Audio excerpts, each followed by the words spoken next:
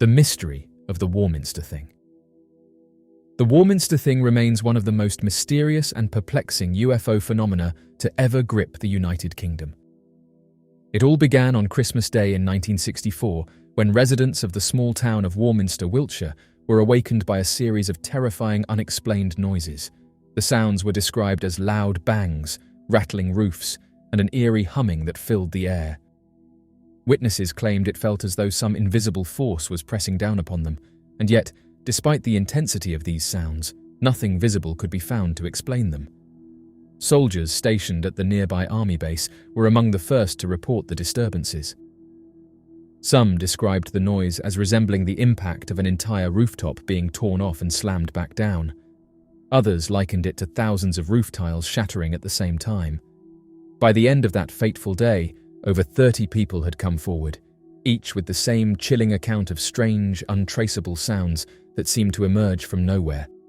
Yet, despite the widespread panic and concern, authorities could not provide a rational explanation.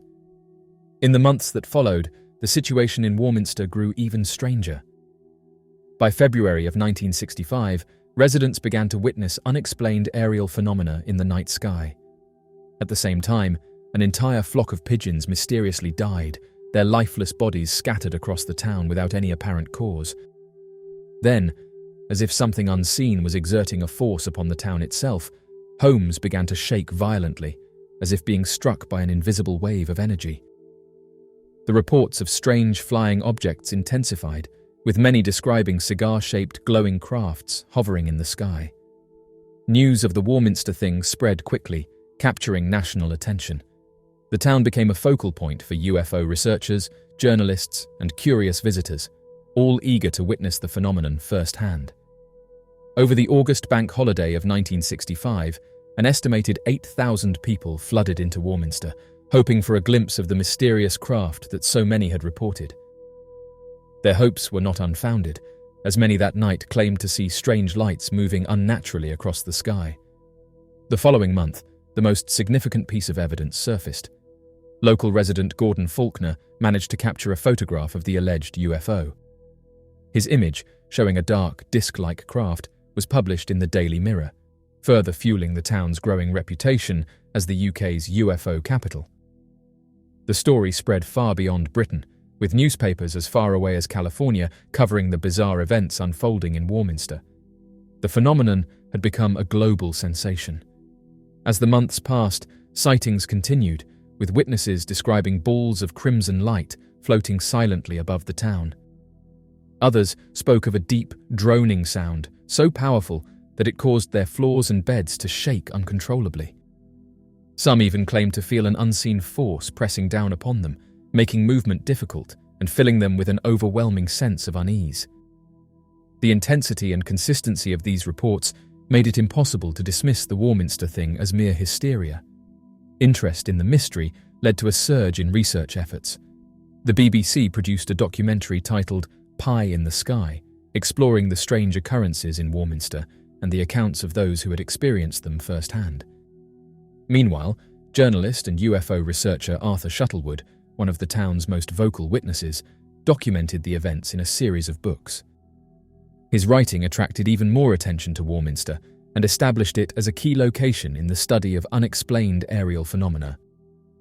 Around the same time, a local UFO enthusiast named Ken Rogers launched the Warminster UFO newsletter, dedicated to cataloguing and analysing new reports of unusual activity in the area. Throughout the late 1960s, sightings continued sporadically, and reports of bizarre sounds persisted. Some researchers speculated that Warminster, due to its proximity to military sites and ancient structures such as Stonehenge, might be an area of heightened electromagnetic activity, possibly attracting or interacting with unknown entities. Others suggested that the events were part of a government cover-up or secret military experiments, though no official explanation was ever given. By the early 1970s, reports of the Warminster Thing began to decline. Sightings became less frequent, and the strange noises that had once haunted the town seemingly faded away. Yet, despite the apparent end of the phenomenon, the mystery of what happened in Warminster remains unsolved to this day. Theories abound, ranging from extraterrestrial visitations and interdimensional encounters to unknown energy sources or top-secret military technology. None, however, can fully account for the sheer number of consistent, credible witnesses who all described eerily similar experiences. Even now, Warminster retains its legacy as one of the most well-documented UFO hotspots in British history. Every year, researchers and UFO enthusiasts continue to visit, hoping to uncover new evidence or experience something extraordinary themselves. The Warminster Thing remains one of the most compelling cases of unexplained aerial phenomena, a mystery that refuses to be forgotten. The mysterious case of Kendrick Johnson. On January 11, 2013, the 17-year-old's body was discovered rolled up inside a vertical gym mat at Lowndes High School in Valdosta, Georgia. Law enforcement quickly ruled his death an accident, stating that he had fallen into the mat while reaching for a sneaker. However, the circumstances surrounding his death raised numerous questions, leading his family to believe that foul play was involved. Nearly a decade later, the case continues to spark debates and speculation, as many remain unconvinced by the official narrative. The initial autopsy concluded that Kendrick had died from positional asphyxia, meaning he suffocated due to being stuck upside down for an extended period. Within just 24 hours of discovering Kendrick, investigators ruled the case an accident and moved forward without considering any other possibilities. The explanation given was that Johnson had stored his shoes inside the mat to avoid paying for a locker and, in attempting to retrieve them, had fallen headfirst into the mat and become trapped. His parents and other critics found this conclusion difficult to accept, arguing that too many inconsistencies existed in the official explanation. One of the most puzzling aspects of the case was the dimensions of the mat in which Kendrick was found. The mat, when rolled up, had a diameter of approximately 14 inches, while Johnson's shoulders measured 19 inches across. This discrepancy raised doubts about whether he could have accidentally fallen inside the mat in the first place. His parents maintained that it would have been physically impossible for him to fit into the small opening without assistance or force. Furthermore, the positioning of his body, one arm above his head and another near his waist, did not align with the theory that he was simply reaching for his shoe. Blood evidence in the gym also added to the mystery. Beneath Kendrick's body, a single sneaker was found lying on top of a pool of blood. However, curiously, the shoe itself had no blood on it, a detail that many found suspicious. A hoodie and another pair of gym shoes were discovered nearby. Despite these discoveries, authorities determined that the bloodstains on the wall were unrelated to Kendrick's demise. His parents believed this evidence was ignored, further fueling their suspicions that a cover-up was at play. From the very beginning, the Johnson family was skeptical of the investigation's handling. They argued that law enforcement had been too quick to dismiss foul play and close the case. Lowndes County Coroner Bill Watson supported some of their concerns, revealing that he had not been notified of Kendrick's demise until 6 hours after the body was discovered, a violation of Georgia law. Additionally, Kendrick's parents questioned why no one in the school, which housed over 3,000 students, had heard their son calling for help if he had indeed become trapped inside the mat. The family released a photograph of Kendrick's face from the funeral home, which showed his face severely swollen and almost unrecognizable.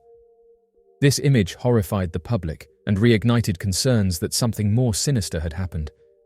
The growing outrage led the Johnson family to seek a second autopsy.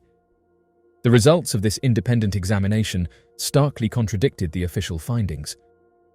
The private pathologist determined that Kendrick had suffered hemorrhaging on the right side of his neck, indicating blunt force trauma, and concluded that his passing was not an accident. Further intensifying the controversy, the second autopsy also revealed that many of Kendrick's internal organs were missing and had been replaced with newspaper. This revelation outraged the Johnson family, who accused the funeral home of mishandling their son's remains.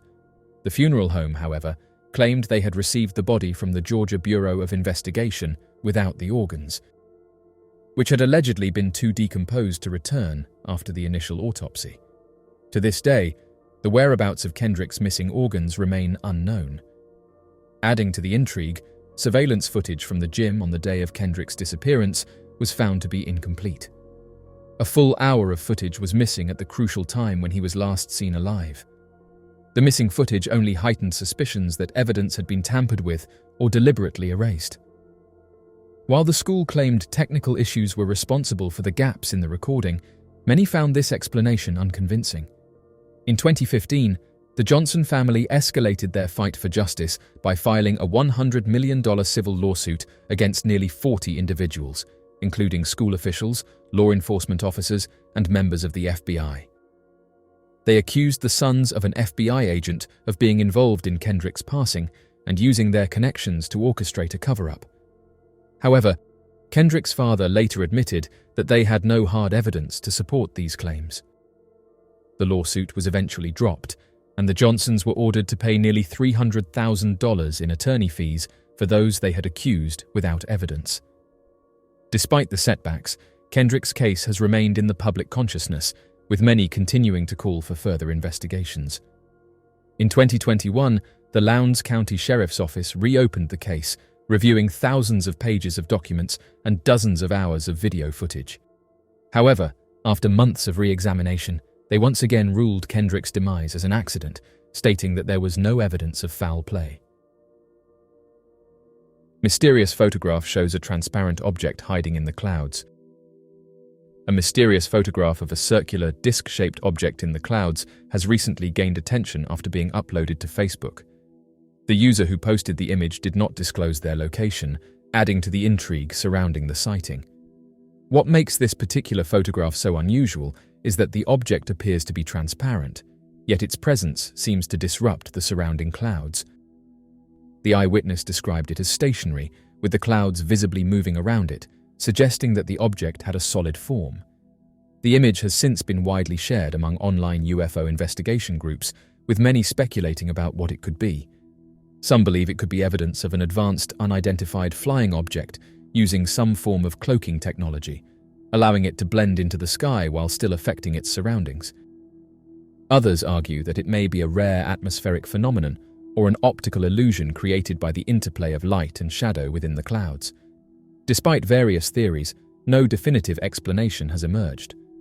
Some suggest that the object could be a naturally occurring lenticular cloud, known for their disc-like appearance, or even a photographic anomaly.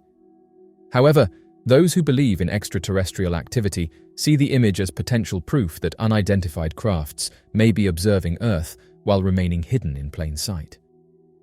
The discussion surrounding the photograph continues to grow as more people analyze the details of the image. Without additional information about the time, location, or circumstances of the sighting, it remains one of many unexplained aerial phenomena that have sparked debate in the UFO community. Whether the photograph captures an alien craft, a secret military aircraft, or simply a trick of the light, it has certainly left many questioning what might be hiding within the clouds above. The mystery of FRB 121102. Fast radio bursts, or FRBs, are among the most perplexing and intriguing cosmic phenomena ever detected. These brief, yet incredibly powerful pulses of radio waves originate from deep space, lasting only milliseconds before disappearing without a trace. While most FRBs appear as one-time occurrences, one particular source, known as FRB 121102, has challenged scientists' understanding of these mysterious signals. Unlike other FRBs which flash and vanish, this mysterious FRB has repeated itself over 150 times, making it the only known repeating fast radio burst to date.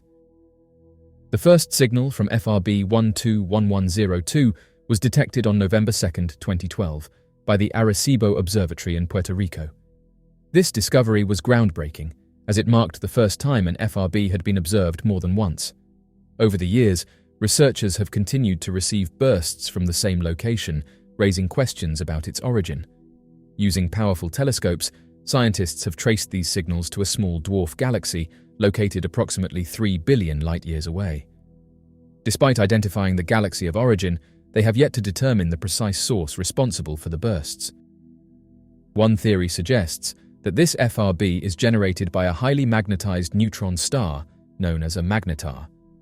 Magnetars are young, dense remnants of supernova explosions that possess extremely strong magnetic fields, which could theoretically produce the kind of energy needed to emit FRBs. However, some scientists have proposed another theory, one that suggests this FRB may not be entirely natural. Some researchers have speculated that the signals could be the byproduct of advanced extraterrestrial technology. According to this hypothesis, the FRBs could be artificial signals produced by an alien civilization, possibly as a means of powering spacecraft or interstellar probes. While this idea remains purely speculative, it raises fascinating questions about the potential existence of intelligent life beyond Earth. Scientists largely dismiss the notion that these signals were deliberately sent as a means of communication, given that they originated 3 billion years ago, long before human civilization existed. The mystery of this FRB continues to challenge scientists as they attempt to uncover its true nature.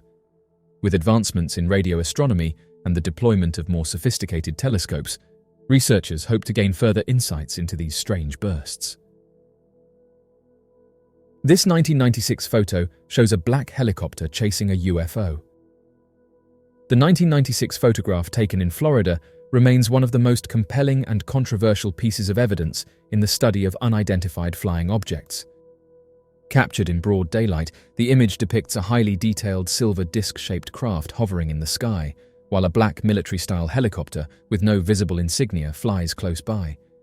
This photograph has since been widely circulated among UFO enthusiasts and researchers, fueling speculation about the nature of the unidentified object and the involvement of government or military forces in monitoring, or perhaps even engaging with, these mysterious crafts. The clarity of the photograph is what makes it stand out among the countless other images of UFOs. Unlike many blurred or grainy images that often leave room for skepticism, this image provides a sharp and distinct view of the craft's metallic surface, smooth structure, and classic disc shape. The presence of the black helicopter is equally fascinating, as it aligns with thousands of witness testimonies from around the world that describe similar aircraft appearing whenever a UFO is sighted. Many believe that these helicopters are either covert military units tasked with tracking extraterrestrial activity or part of an advanced defense system designed to engage unidentified aerial phenomena. Eyewitness reports from that day suggest that the UFO and the helicopter were engaged in a chase, with the unidentified craft moving at high speeds while the helicopter attempted to keep up. Some accounts claim that the disc-shaped object made rapid, impossible maneuvers before vanishing, leaving the helicopter behind. The lack of official acknowledgement from government authorities only adds to the mystery, as there has been no explanation for what was seen in the sky that day. Speculation surrounding the event has led to several theories. Some researchers argue that the object could have been a secretive military aircraft undergoing testing, with the black helicopter acting as an escort. However, some question why an advanced aircraft would be flown in public view, let alone captured in such a clear photograph. Others believe that the disc was an extraterrestrial craft being observed or pursued by military forces, raising questions about the extent of government knowledge regarding unidentified aerial phenomena. The association between black helicopters and UFO sightings has long been a topic of discussion in the UFO community. Reports of unmarked helicopters appearing in close proximity to unidentified flying objects date back decades, with many witnesses claiming that these aircraft exhibit highly coordinated maneuvers and often seem to arrive shortly after a UFO sighting. Some theorists suggest that the helicopters belong to a classified government program that actively monitors UFO activity, while others believe they could be part of a more clandestine operation working in conjunction with extraterrestrial forces. Despite the many theories and ongoing debate, the 1996 Florida photograph remains one of the most intriguing pieces of evidence in the UFO phenomenon. Its clarity, combined with the presence of the black helicopter, provides a rare and compelling look at an event that defies conventional explanation. As the conversation surrounding unidentified aerial phenomena continues to gain momentum, images like this serve as a reminder that there are still many mysteries in our skies that remain unsolved. The mysterious handbags. The mysterious handbags depicted in ancient Sumerian art have intrigued historians and researchers for years. These curious objects, often shown in the hands of deities, priests, or mythical figures, appear in numerous Sumerian reliefs and sculptures, raising questions about their significance. While modern interpretations range from practical containers to symbols of divine power or esoteric knowledge, their true purpose remains a mystery. The recurring presence of these handbags in Sumerian artwork suggests that they held profound cultural and religious meaning, potentially serving as sacred objects or representations of wisdom, sustenance, or cosmic balance. Sumerian civilization, one of the earliest known societies, thrived in Mesopotamia around 3100 BCE. As pioneers of written language, advanced agriculture, and architectural innovation, the Sumerians left behind a vast legacy of artifacts and texts. Among their artistic depictions, images of gods, demigods, and rulers holding these handbag-like objects stand out. These artifacts are often shown in conjunction with the sacred tree of life or celestial beings, further hinting at their deeper symbolic significance. Some scholars argue that the handbags represent divine authority, as only deities or high-ranking figures are depicted carrying them. The association between these objects and religious rituals suggests they may have been linked to sacred offerings or the transmission of divine wisdom. The resemblance of these handbags to objects found in other ancient cultures has fueled additional speculation. Similar motifs appear in the art of the Olmecs in Mesoamerica, the ancient Egyptians, and even in rock carvings from Göbekli Tepe, one of the oldest known temples on Earth. This widespread occurrence raises the possibility that the handbag symbol may represent a universal concept shared across different civilizations. Some researchers propose that the handbag symbolizes a vessel of sacred knowledge containing the secrets of the gods. Others believe it represents a tool for spiritual enlightenment or a physical object used in religious ceremonies. One of the more controversial theories surrounding these handbags is the idea that they may be linked to advanced ancient technology or even extraterrestrial influence. Some proponents of the ancient astronaut theory suggest that these objects could represent sophisticated devices, possibly used by highly advanced beings who interacted with early civilizations. While mainstream archaeology does not support such claims, the consistent depiction of these handbags in sacred contexts continues to spark curiosity and debate. The possibility that these objects held technological or astronomical significance cannot be entirely ruled out, especially given the advanced understanding of astronomy and mathematics that the Sumerians possessed. Another perspective is that the handbags symbolize the cyclical nature of life and the cosmos. The curved top and rectangular bottom of the handbags resemble the ancient representations of the sky and earth, suggesting a connection between the heavens and the physical world. Some interpretations link them to the concept of balance and duality, embodying the relationship between material and spiritual existence. In this view, the handbags serve as a reminder of the interconnectedness of all things, reinforcing the idea of divine order in the universe.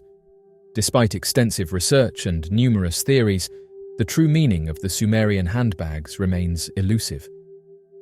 Without written records explicitly explaining their significance, scholars are left to piece together clues from artwork and comparative mythology.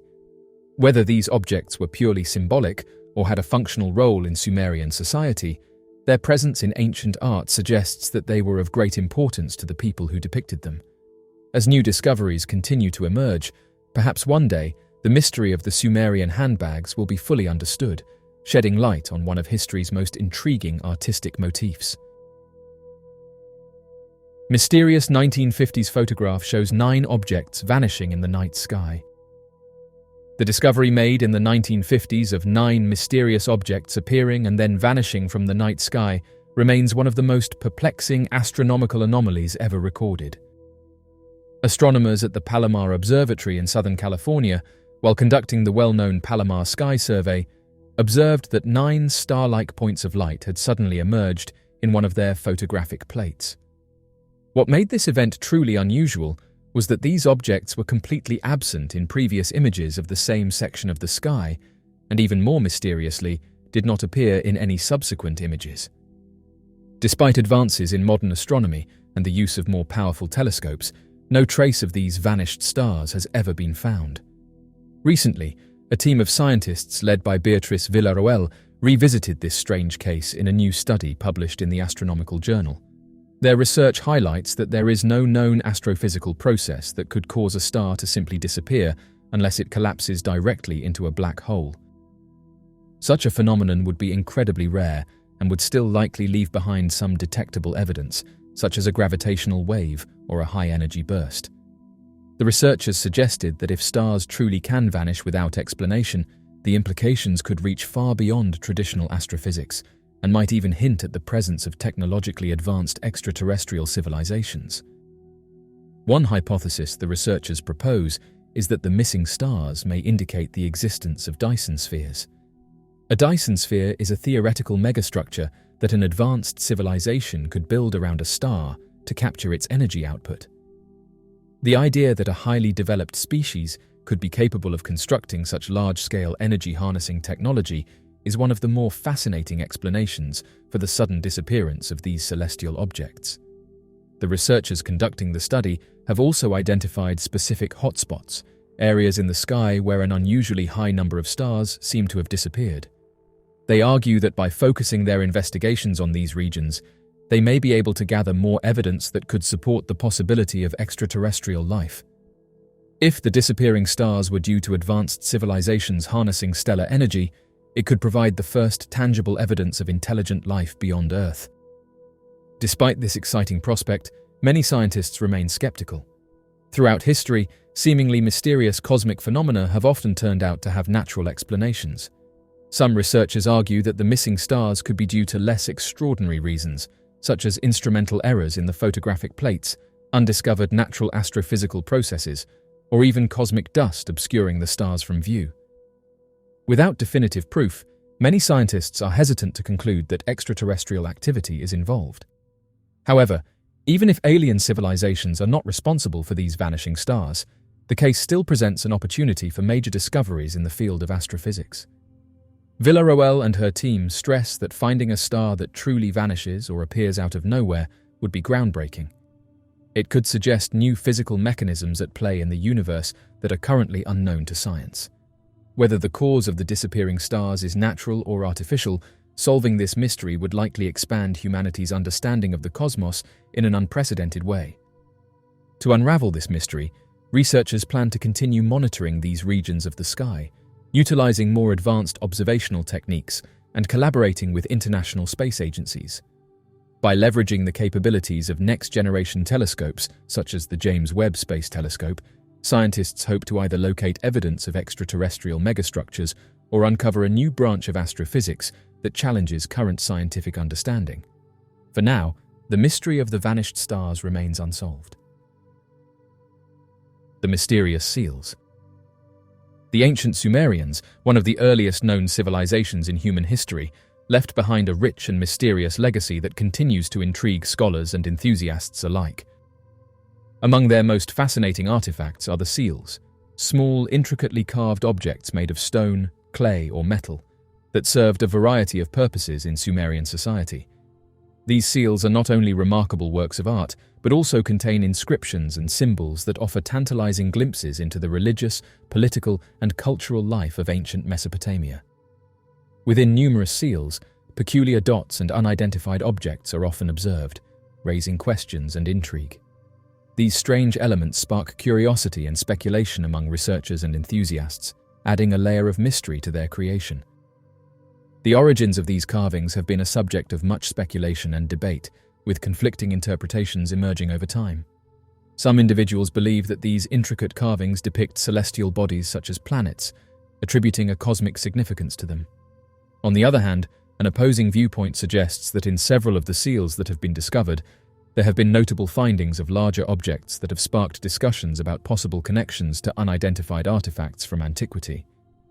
These discoveries have stirred speculation and theories among researchers and scholars regarding the existence of unidentified objects during ancient times. Ancient records reveal that the first documented UFO sighting dates back thousands of years, challenging the common belief that UFO reports are a recent phenomenon. Both the ancient Sumerians and Egyptians documented encounters with peculiar objects in the sky, sparking interpretations that these sightings influenced the creation of their deities. It is intriguing to consider that these civilizations attributed divine origins to these celestial phenomena, viewing them as bestowers of gifts from the heavens. Some scholars speculate that the concept of gods in ancient cultures may have been shaped by these early UFO encounters. shedding light on the profound impact these sightings had on shaping belief systems and cultural practices in ancient civilizations. This historical perspective prompts us to re-evaluate our understanding of ancient civilizations and their interactions with the unexplained, fostering a deeper appreciation for the complexities of human beliefs and interpretations across different eras and civilizations. Sumerian seals were used for a variety of purposes in ancient Mesopotamia, ranging from administrative and economic functions to religious and ceremonial rituals. One of the most common uses of seals was as a means of authentication and identification, with individuals pressing their seals into wet clay or wax to seal documents, containers, and other objects. These seals typically bore the name, title, or symbol of the owner, allowing them to mark their possessions and establish ownership. In addition to their practical functions, Sumerian seals also played a crucial role in religious and ceremonial contexts. Many seals were inscribed with religious symbols, mythical creatures, and scenes from Sumerian mythology, reflecting the importance of religion in Sumerian society. These seals were often used in rituals and ceremonies to invoke the protection of the gods, ward off evil spirits, and ensure the success of various endeavors. One of the most intriguing aspects of Sumerian seals is their intricate craftsmanship and artistic detail. Sumerian artisans were skilled craftsmen, capable of creating exquisite works of art using simple tools and materials. The seals were typically carved with great precision and attention to detail, with motifs ranging from geometric patterns and floral designs to elaborate mythological scenes and divine beings. The symbolism depicted on Sumerian seals offers valuable insights into the religious beliefs and cosmology of ancient Mesopotamia. Many seals feature representations of gods, goddesses, and mythical creatures, such as the divine bull, the winged lion, and the sacred tree of life. These symbols were believed to possess magical and protective powers, serving as talismans and amulets to ward off evil and bring good fortune. Despite the wealth of information contained in Sumerian seals, much about them remains shrouded in mystery. The exact purpose and significance of many seals are still unclear, and scholars continue to debate their meanings and interpretations. Some seals feature inscriptions in the Sumerian cuneiform script, but many of these inscriptions have yet to be deciphered, leaving their messages and meanings unknown. Furthermore, the origin and production techniques of Sumerian seals are a subject of ongoing research and speculation. While some seals were made of stone or metal and carved with simple tools, others were fashioned from clay and molded using intricate techniques. The process of seal making was likely a highly specialized craft, passed down through generations of artisans and craftsmen. The mystery of Sumerian seals extends beyond their physical appearance and symbolism to their broader cultural and historical context. The seals are often found in archaeological contexts, alongside other artifacts, such as clay tablets, pottery, and sculptures, providing valuable clues about the daily life, social organization, and economic activities of ancient Sumerian society. A team of scientists claim they found old wood inside the real Noah's Ark. The Durupinar site has fascinated researchers for decades due to its association with Noah's Ark, long believed to have come to rest on the mountains of Turkey. When images of the boat-shaped formation were first released, many believers saw them as definitive proof of the biblical vessel's existence. Over the years, additional images have continued to fuel speculation, prompting calls for deeper scientific investigation. A dedicated group of researchers has claimed to have found compelling evidence supporting the theory that remnants of an ancient boat may indeed exist at the site, adding further intrigue to the long-standing mystery. During a press conference in Hong Kong on April 25, 2010, a team of researchers from China and Turkey made an extraordinary announcement. They revealed the discovery of wooden structures at the site, suggesting that these remains could be part of Noah's Ark. The findings sparked immense excitement, particularly among religious communities who had long held the conviction that the Ark lay hidden in the region. The research team's work, combined with their extensive documentation, provided what they believed to be tangible evidence supporting the historical narrative of the Ark. Photographs of the site astounded many, as they appeared to show large wooden structures buried within the mountain. The sheer presence of such materials in this location raised questions, as wood would typically deteriorate over time. Scientists involved in the research acknowledged their initial skepticism, but found the discovery fascinating. One researcher questioned how a ship could have ended up at such a high altitude, pointing out that the only historical reference to a large wooden structure on Mount Ararat was that of Noah's Ark. This, they argued, made the likelihood of the finding being the Ark incredibly high, with no alternative explanation rivaling its plausibility. To support their claims, the research team conducted carbon dating on wood samples retrieved from the site. The results suggested that the material was over 4,800 years old, aligning with the biblical timeline of the Great Flood.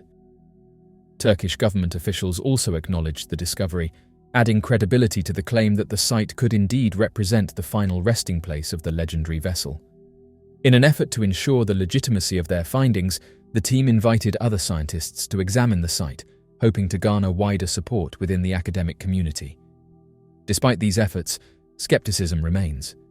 Some scientists argue that the tests conducted on the samples do not conclusively prove the structure's origin. Others have questioned the reliability of radiocarbon dating, urging further verification. Their publication sought to solidify the authenticity of their discovery and was supported by Turkish officials and experts in the field. The Darupinar site continues to spark debate, drawing interest from both scientific and religious communities.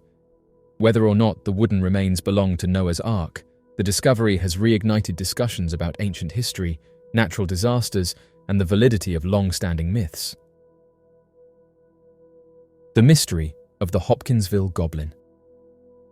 It is believed that the Hopkinsville Goblin is an extraterrestrial species of unknown origin that was first encountered in the United States in the small town of Hopkinsville, located in the state of Kentucky.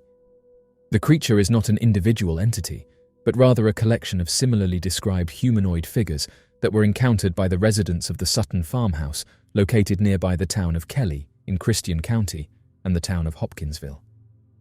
The creatures were described as being between 2 to 4 feet tall and possessing large pointed ears, hands that looked closer to that of claws, large eyes that glowed a yellow hue, and thin, spindly legs.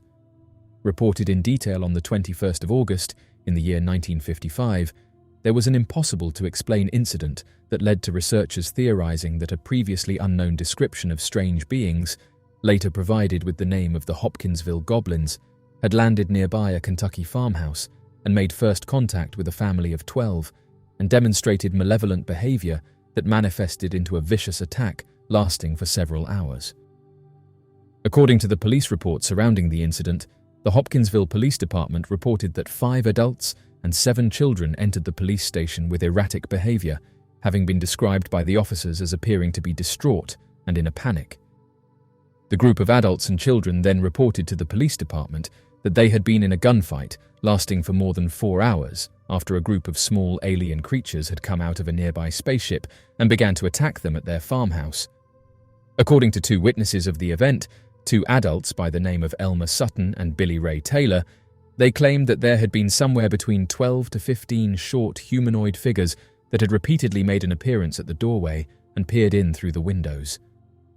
In fear for their lives and unsure of what the creatures wanted, the invading creatures forced the family to open fire to prevent the unknown creatures from entering the home. As they would shoot the creatures, the witnesses claimed that the unknown monsters would make a loud pinging noise that sounded like the bullets were ricocheting off a metallic surface, causing the creatures to then fall to the floor momentarily, only to roll away and get back up after several seconds. Once revived, the creatures would resume trying to enter the home and make further attempts to enter through windows or doorways.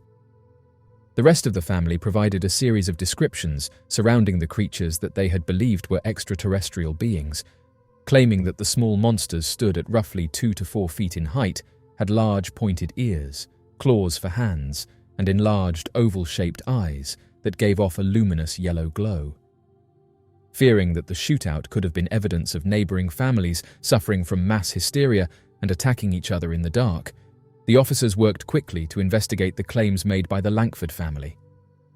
This led to the police department sending a total of 11 men, 4 city police, 3 deputy sheriffs, and 4 military police to the Sutton farmhouse to conduct an official investigation on the matter, leading to the officers discovering evidence of the gunfights, bullet holes, and clawed attempts to enter the home carved against the doors and windowsills.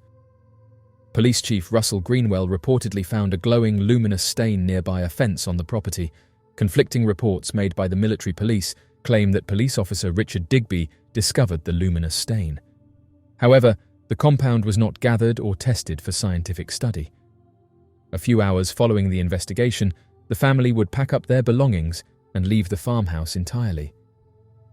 According to the family, their reason for their sudden departure was that the creatures had returned at around 3:30 in the morning and tried to re-enter their home once again.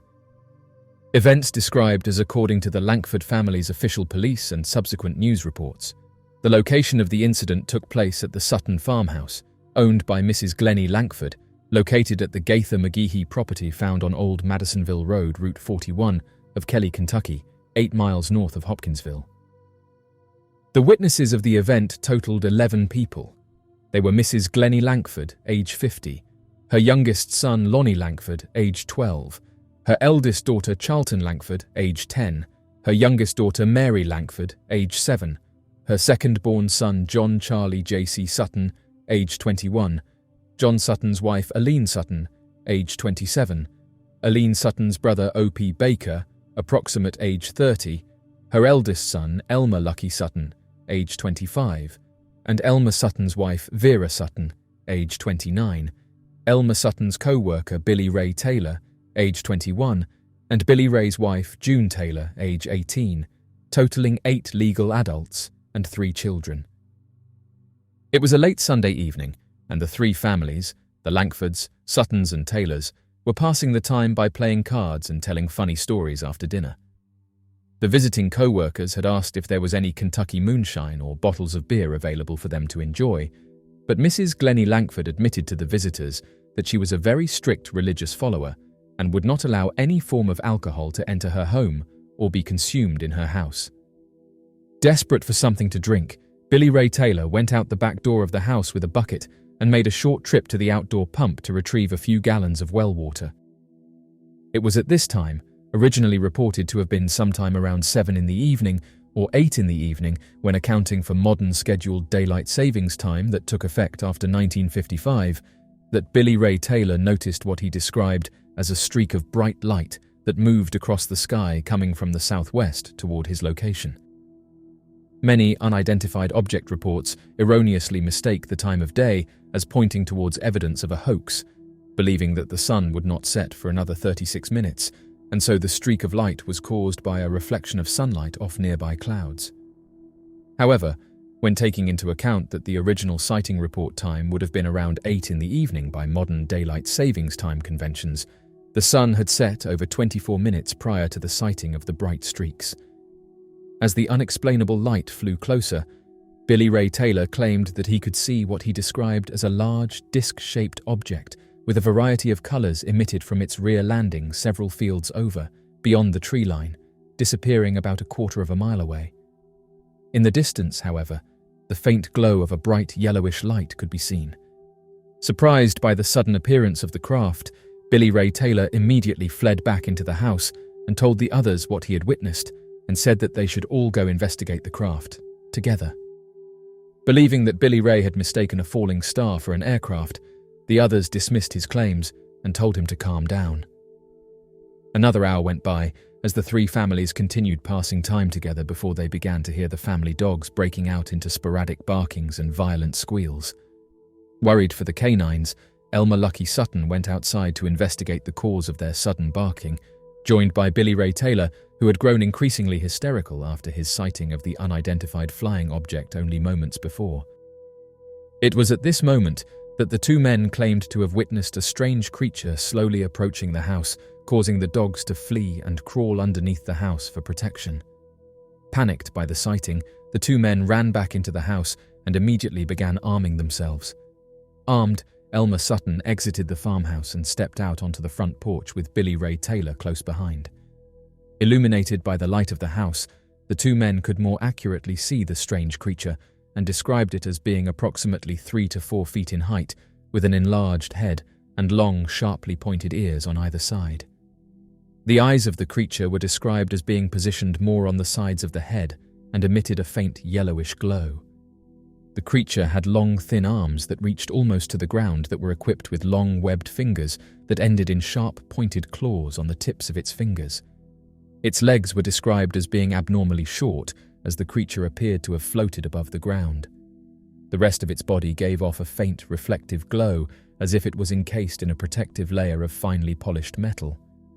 Mrs. Glennie Langford would later provide the testimony that she had witnessed the strange creature lift its hands above its head as it approached the house.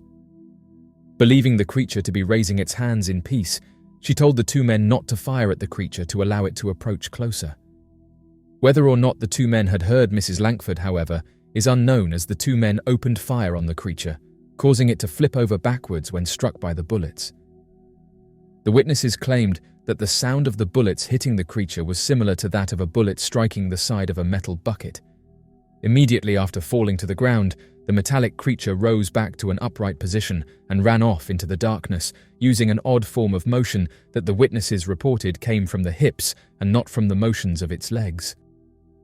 The two men and Mrs. Glennie Langford returned to the house and told the others what they had witnessed, and began to arm themselves with whatever weapons they could find around the house, which included several rifles, shotguns and pistols alongside enough boxes of ammo to hold off a small army. As the three families were in the living room of the home, discussing what they were to do next, they noticed a metallic creature of similar design suddenly appear in the window, trying to peer into the house as if making an attempt to enter the home by force. John Sutton then fired at the living room window, causing the creature to fall backwards and hit the ground. Believing now that they were under attack, Elmer Sutton and Billy Ray went outside to check the perimeter of the house to make sure that the creature was gone. After Elmer had stepped off the porch and onto the front grass, with Billy Ray close behind, Aline Sutton noticed a long, clawed hand reaching down from the porch's rooftop towards Billy Ray Taylor's head. She screamed for him to look up and to watch out for the creature's hand. At this point, Billy Ray Taylor was pulled back into the house by Aline Sutton, and Elmer Sutton turned around and began firing at the creature on the rooftop from the front yard, knocking the creature off the roof and disappearing into the nearby weeds. Billy Ray Sutton then began to realize that there was more than one creature and exited the house while pointing over at the property's adjacent tree line.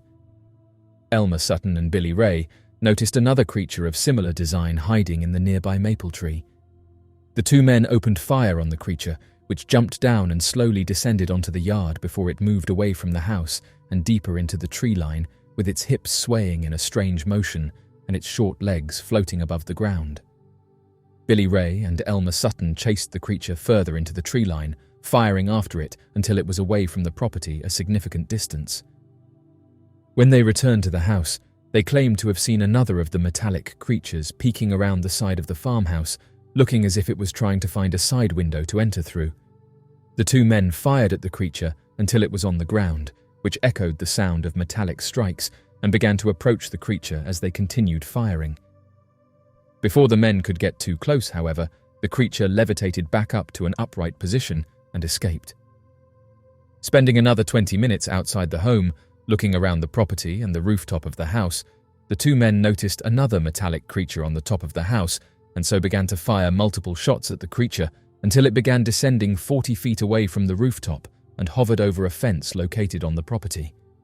Chasing the creature, the two men went after the creature while firing, forcing the monster off the property as it fled away into the darkness. Failing to find any more of the creatures on or around the house, the two men re-entered the home and told the others what they had seen, and that the single creature was more accurately a group of creatures. The children were told to stay under the beds while the adults argued about what they were going to do and whether or not what was happening was some kind of elaborate prank being pulled on each other by other members of the house. More than 20 minutes passed without any sign of the creatures returning, at which point the family began to realize that their weapons were ineffective against the monsters and would not be able to repel them for long, and so decided that hiding in different areas around the house would be far more effective, in the hopes of waiting out the creatures until the morning arrived. While the occupants of the house waited, switching between hiding places and crouching by the windows and doors, the sounds of scratching and clawing would emanate from the rooftop.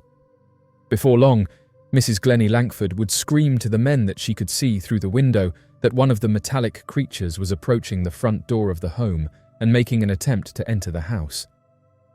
Reacting quickly, Billy Ray Taylor opened the front door and fired several rounds through the screen door, completely destroying the lining of the screen door and causing the metallic creature to fly backwards onto the front yard.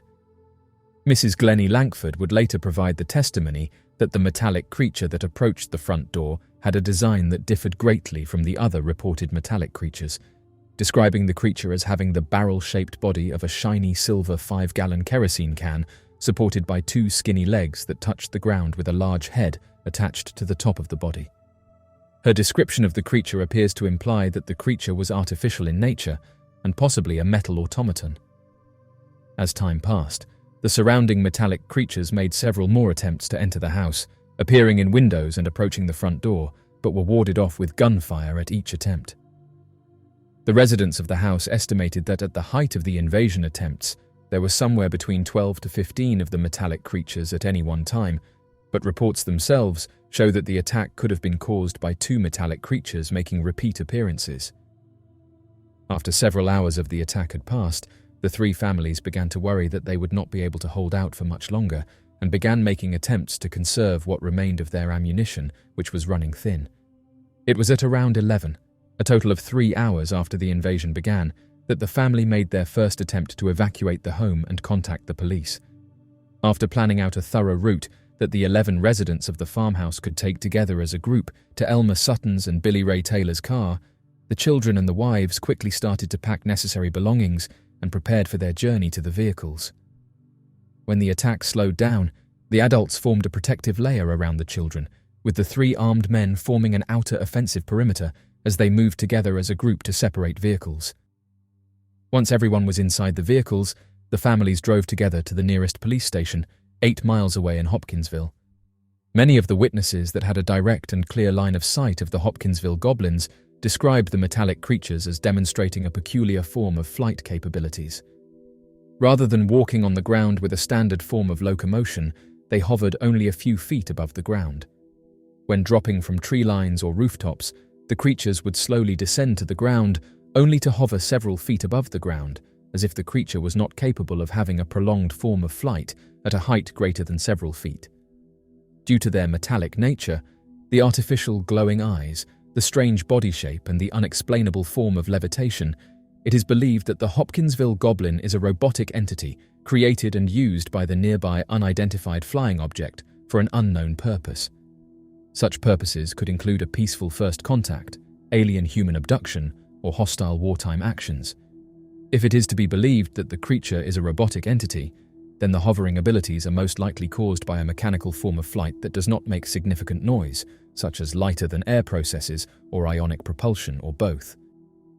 Reports show that officers discovered a luminous liquid material near the fence line of the property, which matches the claims made by Elmer Sutton and Billy Ray Taylor of firing at one of the creatures as it hovered over the fence. The luminous material provides evidence that the makeup of the creature is artificial in nature, and a form of coolant or oil could be made luminous for ease of repair, as a luminous compound would be easy to spot, and the coloring could be an easy indicator of which system might be leaking.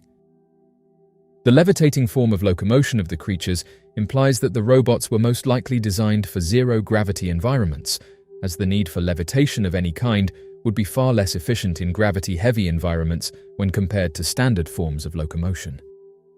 The creatures appeared to have a deeper knowledge of the psychological profile of human beings, consistently demonstrating behaviors that would require intensive study of the human mind and empathetic actions. Although it could have been possible that the Hopkinsville goblins were limited in its flight capabilities, reports showed that the creatures had the ability to levitate to heights that would allow them to get on top of rooftops and hide in trees, demonstrating that the creatures were more than capable of flying at much greater heights. The option then to fly at hovering heights could have been an empathetic move to appear more humanoid and less intimidating by remaining at much smaller heights when compared to the residents. When the creature raised its hands above its hands, according to the testimony of Mrs. Glennie Langford, it demonstrated a knowledge of human body language, appearing to make an attempt at establishing a peaceful first contact. Such a behavior is atypical of any known creature and is evidence that the study of human body language took place. The creature's design is seemingly humanoid, which could have been a design choice that was made with empathetic connection in mind.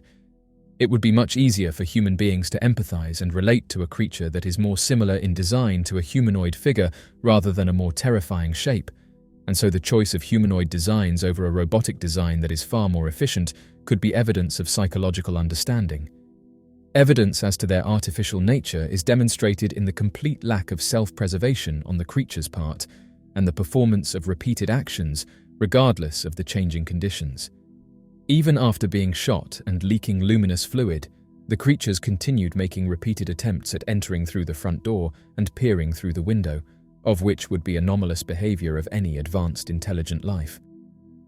The seemingly incompetent behavior points to an artificial intelligence or conditional programming.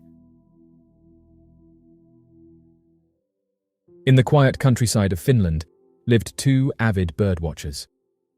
Their shared passion for wildlife had forged a deep bond between them, and together they embarked on countless adventures to observe the avian wonders of their homeland.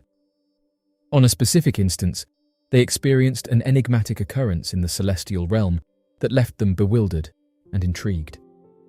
On a serene and bright day, the sun beamed a gentle radiance over the picturesque Finnish terrain as the two individuals embarked towards their beloved bird-watching sanctuary.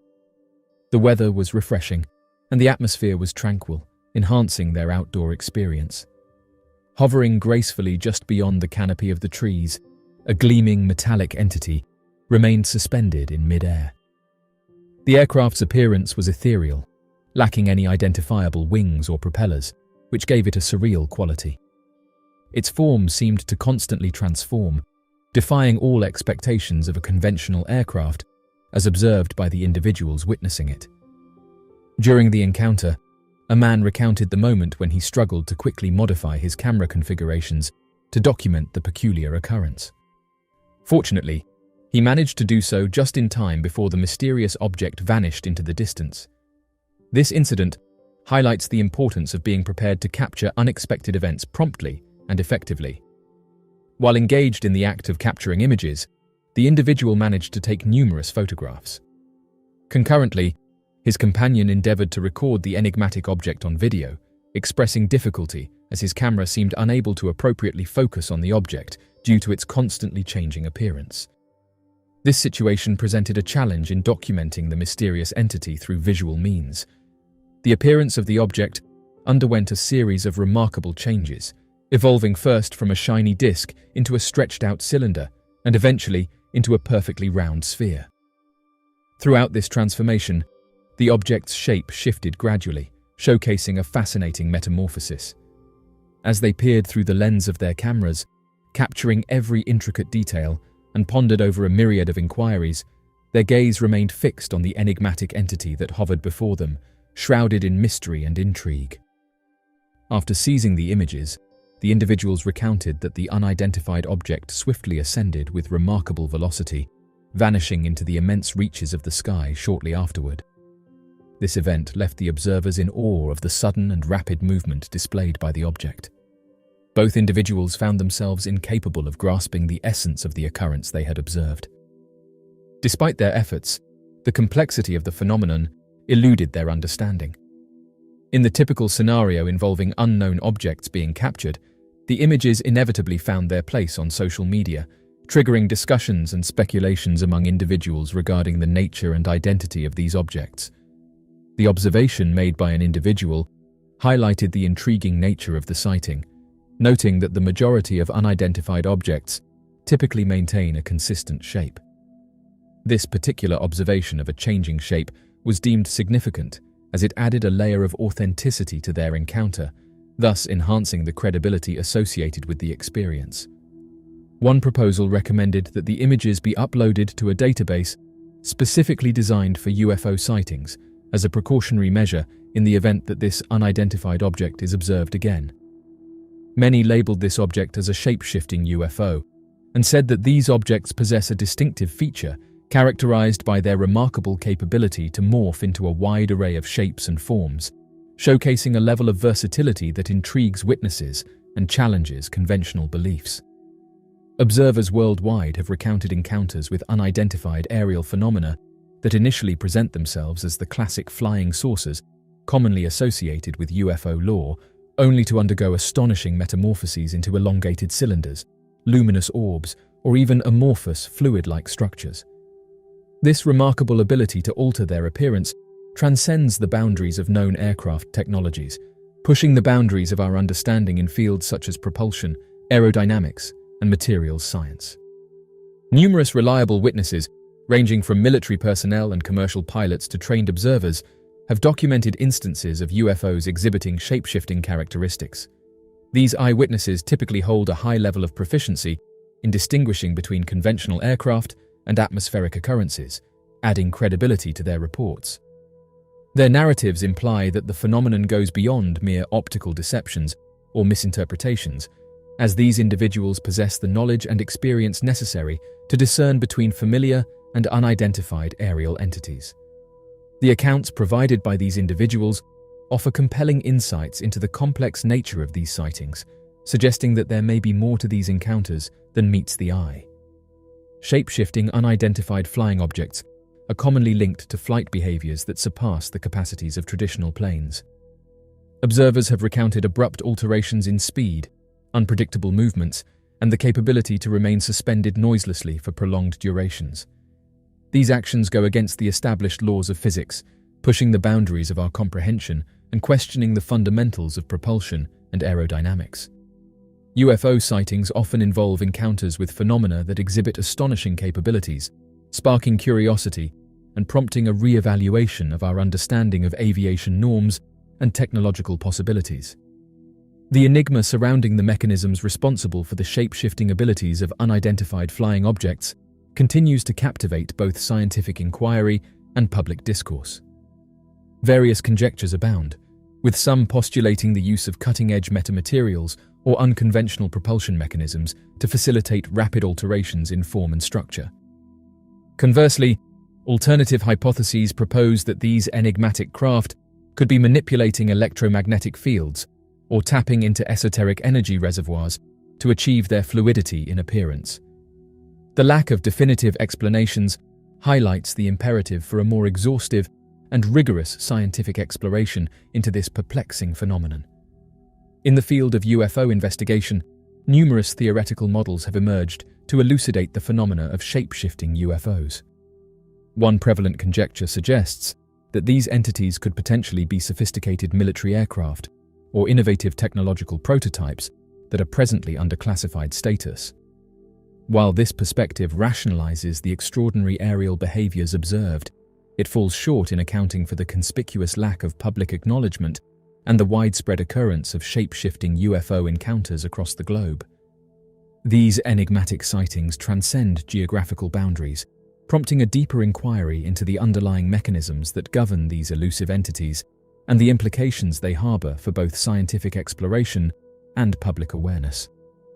In the realm of UFO phenomena, there exists another intriguing hypothesis, proposing that UFOs capable of shapeshifting could potentially originate from extraterrestrial sources. Advocates of this notion put forth the argument that the varied forms these UFOs can assume and their sophisticated functionalities point towards a technological prowess surpassing human capabilities. They posit that these enigmatic objects might serve as emissaries from civilizations outside our planet, engaging in reconnaissance or exploration missions, utilizing their shape-shifting ability as a tool for adaptation to diverse environments. The notion of shape-shifting UFOs being of alien descent opens up a realm of possibilities regarding the existence of extraterrestrial beings and their potential interactions with our world. In Finland, the phenomenon of UFO sightings boasts a rich history that stretches back to the mid-20th century. Instances of enigmatic aerial occurrences have been meticulously chronicled across various landscapes within the nation, encompassing the densely wooded realms of Karelia and Lapland, in addition to bustling urban hubs such as Helsinki.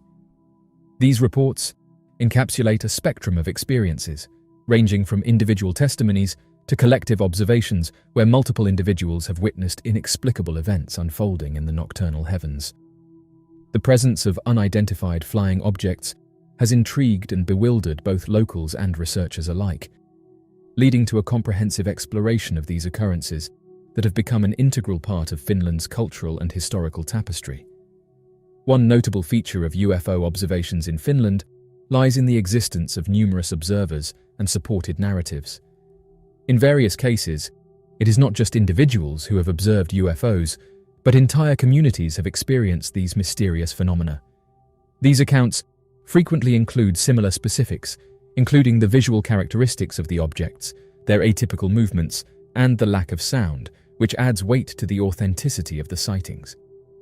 This phenomenon raises questions about the potential explanations behind these sightings, as well as the impact they may have on the perceptions and beliefs of those who have encountered them. The consistent nature of these reports across different witnesses and locations suggests a need for further investigation and analysis to unravel the mysteries surrounding UFO sightings in Finland. This unfolding mystery seems to have been plucked straight from the pages of a compelling mystery novel, weaving a web of intrigue and fascination around the mysterious Dr. Ning Lee and her baffling disappearance. Dr. Ning Lee not only resided in Huntsville, but also emerged as a pioneering figure in the realm of anti-gravity experimentation. Following her relocation to the United States from China in 1983, Lee embarked on her professional journey at the Center for Space Plasma and Aeronomic Research within the University of Alabama, Huntsville. Her transition not only signified a geographic move, but also marked a significant shift in her career trajectory. During the period spanning from 1991 to 1993, she gained widespread recognition and sparked controversy due to her involvement in a set of research papers. In her research endeavors, Lee elucidated an innovative and practical approach to generate an anti-gravity field, a feat that had hitherto remained unexplored. The conventional wisdom has long posited that the construction of an anti-gravity apparatus goes against the fundamental laws of nature, deeming it a theoretical impossibility. Despite this entrenched notion, Lee, in collaboration with Douglas Torr, ventured into uncharted territories, postulating ingenious methods to circumvent this steadfast belief through the utilization of a high-temperature superconductor. In a hyperspace field generator, the minuscule gravitational influence of every single atom present is amplified by the countless atoms within the disk. Dr. Lee asserted that by utilizing approximately 1 kilowatt of electrical power, her invention had the capability to generate a protective force field capable of essentially counteracting the effects of gravity within a circular area of about 1 foot in diameter, spanning from the Earth's surface to the outer reaches of space.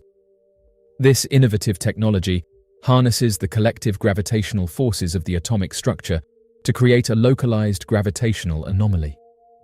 In a bid to showcase their scientific endeavors, the researchers extended an invitation to representatives from the esteemed publication Popular Mechanics to pay a visit to their Huntsville laboratory.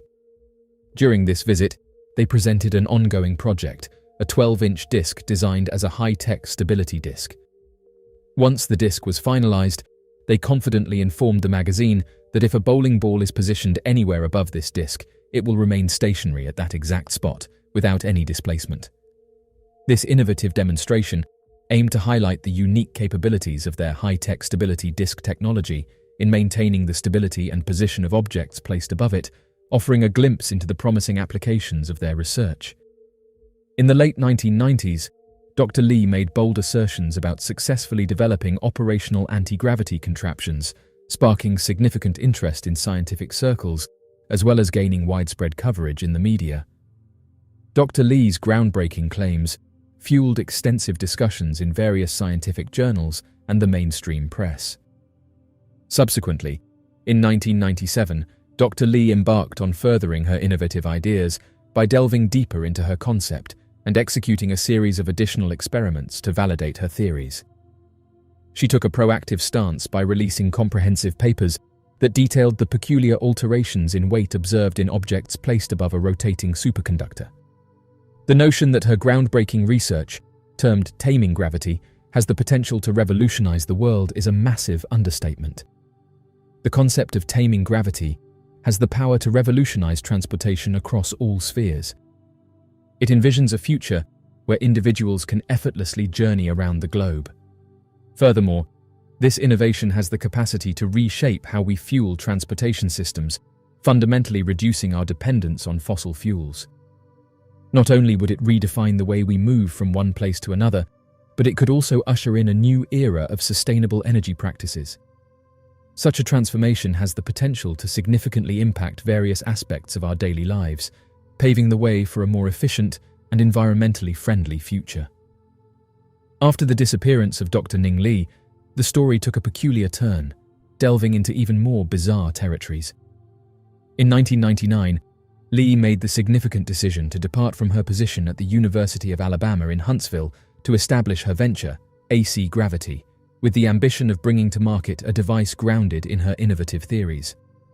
Her peers, particularly Larry Smalley, the esteemed chair of the physics department at the University of Alabama in Huntsville, demonstrated remarkable faith in her vision, as he also chose to leave the academic realm to join her in this entrepreneurial endeavor. Noteworthy records indicate that by 2001, the United States Department of Defense awarded AC Gravity a substantial grant amounting to $448,000 to conduct research on the technology developed by Li. Despite the infusion of funding and efforts invested, it is worth noting that the findings and outcomes of this research initiative never saw the light of publication. Over time, Dr. Li refrained from publishing any additional work following a certain period. Despite the consistent renewal of AC Gravity's business license up to 2018, there exists no documented evidence of the company engaging in further projects or endeavors beyond this timeframe. Li's professional trajectory post-2002 remains shrouded in ambiguity, sparking intrigue and speculation among researchers and enthusiasts alike. A thorough investigation conducted by Barely Sociable unearthed a pivotal piece of evidence, a documented record revealing her participation in the esteemed 2003 MITRE conference. The title of her presentation, Measurability of AC Gravity Fields, showcased her continued engagement in groundbreaking research endeavors. Noteworthy is the fact that the MITRE Corporation, known for overseeing federally funded research projects for various US government bodies, provided the platform for Li's presentation. During this significant event, she shared the stage with a distinguished representative from the US Army Aviation and Missile Command at Redstone Arsenal, underscoring the ongoing relevance and application of her research initiatives. After Li's final documented communication in May 2003, the trail regarding her whereabouts goes cold. It culminated in a private email she sent to her colleagues, wherein she mentioned conducting an experiment that resulted in an 11 kilowatts of output effect. The true significance of this output remains shrouded in mystery, leaving many questions unanswered about the nature of the experiment and its implications. Despite the intriguing nature of the claim, the details surrounding the experiment and the context in which it took place are sparse. In 2004, the noticeable absence of Dr. Ning Li prompted journalist Tim Ventura to reach out to Eugene Podkletnov, a fellow scientist in the field. Ventura's persistence in trying to contact Dr. Li was evident through his periodic emails to an address provided by Podkletnov. Despite receiving read receipts indicating that someone was monitoring the emails sent to Dr. Li, Ventura expressed his frustration at never receiving any responses. The repeated attempts to establish communication with Dr. Li underscored the mystery surrounding her unresponsiveness, leaving both Ventura and Podkletnov puzzled about the reasons behind her silence. This exchange between Ventura and Podkletnov sheds light on the elusive nature of Dr. Li's whereabouts and the intrigue surrounding her lack of communication despite being aware of incoming messages. Following Podkletnov's inquiry, he assured Ventura about her good health status and ongoing collaboration with the Department of Defense, yet mentioned the confidentiality surrounding her current projects. As time progressed, discussions about the whereabouts of Li gained momentum, accompanied by the proliferation of various theories. In the month of July in 2008, an individual known as Jack Sarfati, who is a scientist, delivered a notably concerning update during an interview. This interview was subsequently shared on YouTube and featured in a video produced by Barely Sociable. The revelations made by Sarfati added another layer of complexity to the ongoing speculation and intrigue surrounding Li's mysterious disappearance. In the interview, Sarfati stated that Li had ceased her employment with the Department of Defense and relocated to China to pursue her professional endeavors. This assertion, revealed in the interview transcript, underscores the gravity of the accusation made against Li. According to Sarfati, the disappearance of the key scientist, Ning Li, is of significant importance concerning both national security and political implications. Notably, Ning Li, a Chinese researcher who who had been actively engaged in scientific endeavors at NASA and the Redstone Arsenal, has been missing for several years now, with all attempts to locate her proving futile. Recent information suggests that she may have returned to China, where there are efforts underway to support similar scientific experiments with substantial financial backing. This development has piqued the interest of intelligence agencies who are closely monitoring the situation. It is believed that the Chinese government is investing resources in research related to anti-gravity propulsion technology, making them potential frontrunners in this field. This scenario has raised concerns within the Pentagon and has prompted a thorough investigation into the circumstances surrounding Ning Li's sudden departure and the subsequent shift in research focus towards anti-gravity technologies by Chinese counterparts. The implications of these findings have far-reaching consequences, warranting a comprehensive review and analysis to better understand the geopolitical and security implications of these emerging developments in the scientific community. After the conclusion of Sarfati's interview, the video featuring Ning Li abruptly concludes, without providing any definitive information about her professional endeavors post-2002. Eager to unravel the mystery, many people rewatched the footage, embarking on a quest to uncover the continuation of her intriguing narrative. Over the past couple of years, numerous online articles have surfaced. Among these publications, an obituary commemorating the life of Dr. Ning Li was specifically featured on the Berryhill Funeral Home website, revealing the heartbreaking news of her passing on July 27, 2021. Nonetheless, her obituary disclosed no further details on her vanishing. The obituary commemorates Dr. Li, a pioneering scientist in superconductivity and anti-gravity research who passed away at the age of 79. Dr. Li's groundbreaking achievements included developing the world's first high-temperature superconducting device measuring 12 inches in the late 1990s. Given that Berryhill Funeral Home operates within Huntsville, it can be reasonably inferred that the allegations suggesting Li's departure to China were inaccurate. Despite this, a significant number of individuals expressed skepticism regarding the authenticity of the obituary and opted to uphold a variety of theories instead. These doubts and speculations shed light on the complexities surrounding the circumstances of Li's purported disappearance and the subsequent dissemination of information.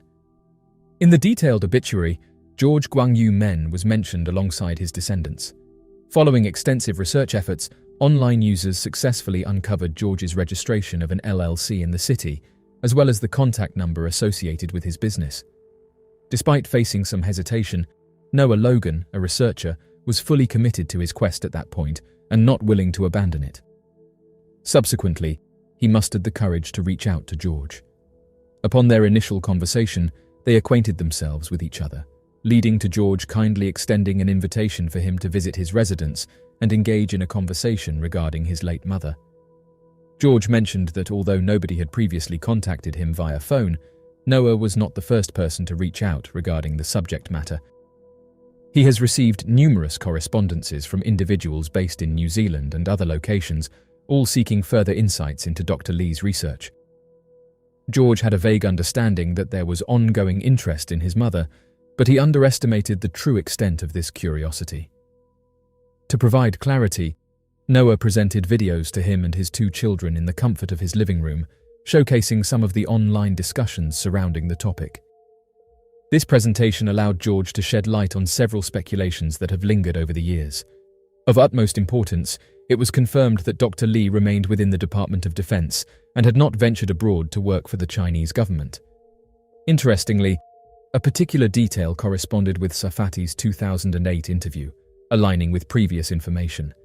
Through this thorough exploration, George was able to dispel misconceptions and address the inquiries concerning his mother, providing valuable insights into her professional endeavors and dispelling any inaccurate assumptions. George recounted an incident from 2008 when Chinese officials visited his mother during a visit by members of the Chinese Party to the United States. The officials tried persuading her to return to China to resume her previous work, but Li was unwavering in her decision. Having relocated with George in the late 1980s, she was firmly rooted and had no intentions of leaving her established life behind. Despite her strong ties to the United States, Li did consider going back for her mother's funeral upon her passing. Unfortunately, George revealed that she was ultimately prohibited from doing so, emphasizing the emotional complexity of their situation. This poignant anecdote sheds light on the enduring bond between Lee and her adopted country, showcasing her unwavering commitment even in the face of personal loss and bureaucratic obstacles.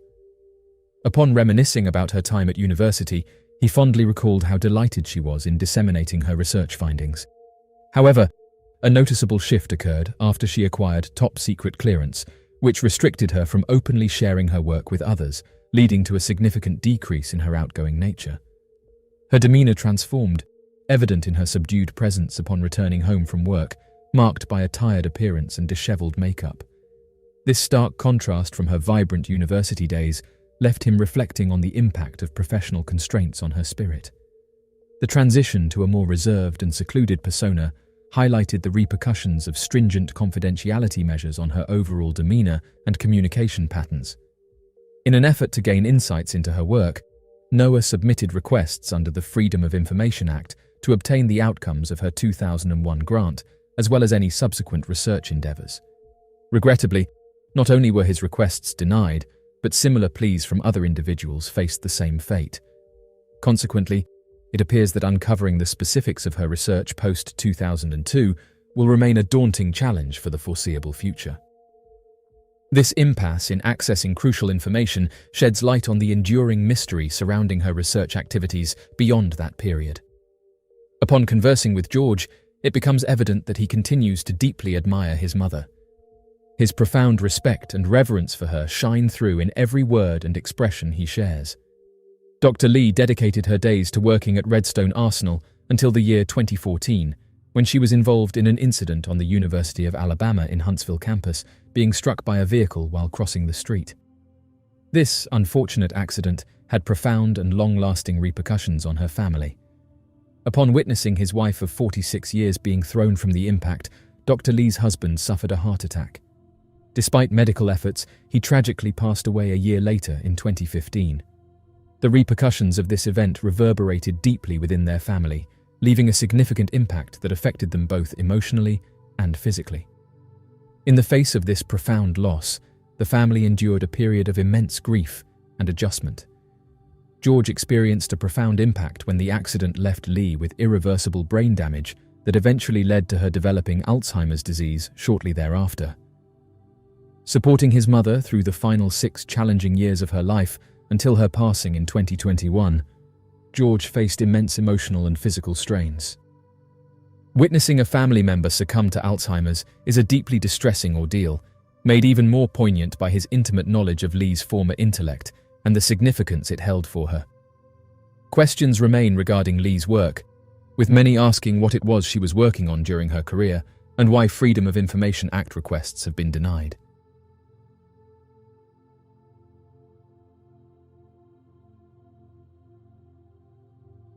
So, what do you make of this mysterious story? Be sure to leave your questions and answers in the comment section below and help us to grow this community while working to solve these unexplained mysteries. Thank you for watching, and don't forget to subscribe for more videos.